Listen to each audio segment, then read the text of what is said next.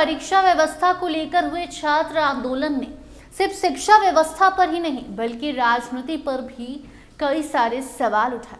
आंदोलन के दौरान लाखों युवाओं ने परीक्षा में सुधार, पेपर लीक पर सख्त कानून और जिम्मेदार लोगों के खिलाफ कार्रवाई की मांग की। इस मुद्दे को लेकर कई राज्यों में प्रदर्शन हुए और सरकार पर दबाव बना।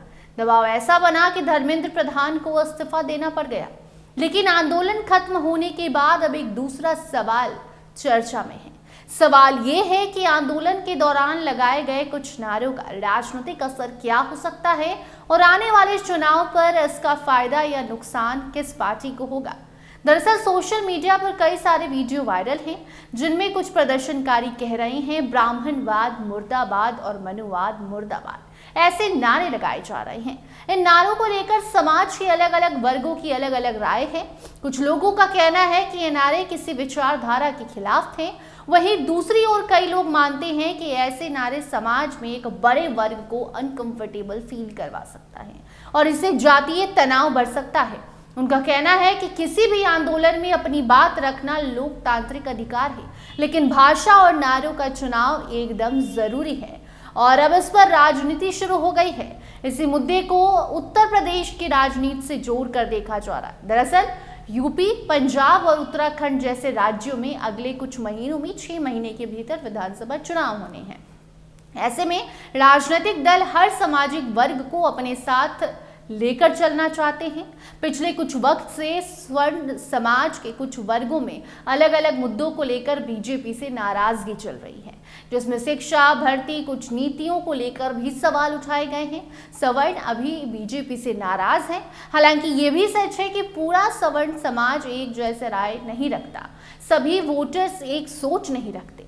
लेकिन अब सवाल उठ रहा है कि क्या छात्र आंदोलन के दौरान सामने आए ऐसे नारे क्या इस नाराजगी को कम करेंगे या फिर और बढ़ा देंगे और बीजेपी को इससे नुकसान होगा। बीजेपी लंबे समय से सवर्ण समाज को अपने प्रमुख समर्थकों में मानती रही है, इसीलिए चुनाव से पहले पार्टी के सामने ये बड़ी चुनौती होगी कि वो अपनी पारंपरिक वोटरों को कैसे भरोसा दिलाए कि वो उनके साथ है। दूसरी तरफ विपक्ष भी इस मुद्दे पर सरकार को घेरने की कोशिश कर रहा है। ऐसे में आने वाले महीनों में शिक्षा, रोजगार और सामाजिक मुद्दे चुनावी बहस का हिस्सा बनेंगे, लेकिन सवर्णों को बीजेपी कैसे मनाएगी ये भी बड़ा सवाल है। हालांकि आपको बता दें कि किसी आंदोलन में शामिल कुछ लोगों के नारे पूरे आंदोलन या पूरी नई पीढ़ी की सोच को बयान नहीं करते। जेनजी को इन नारों के कारण जज नहीं किया जा सकता, लेकिन बड़ी संख्या में छात्र केवल परीक्षा व्यवस्था में सुधार और रोजगार से जुड़े मुद्दे को लेकर आंदोलन में शामिल हुए, लेकिन ये नारा जब देने लगे तो ये आंदोलन किसी और तरफ मुड़ गया।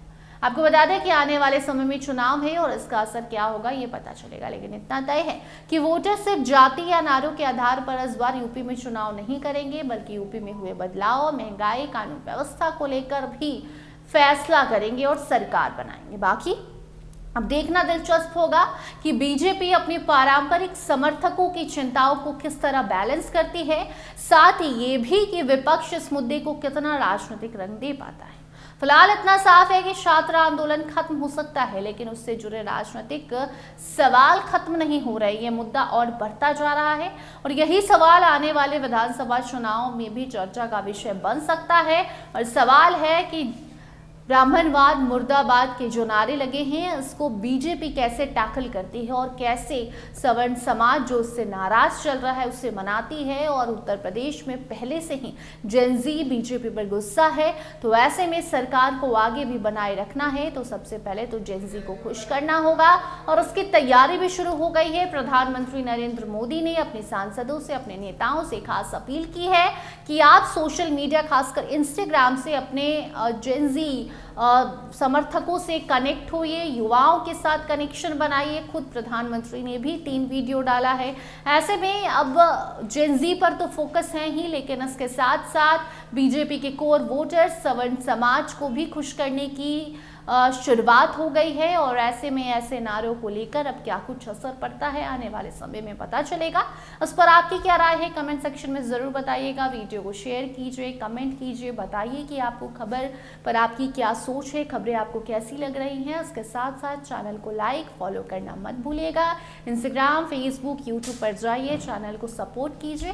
बाकी अन्य अपडेट्स के लिए देखते रहिए वायर 24। धन्यवाद।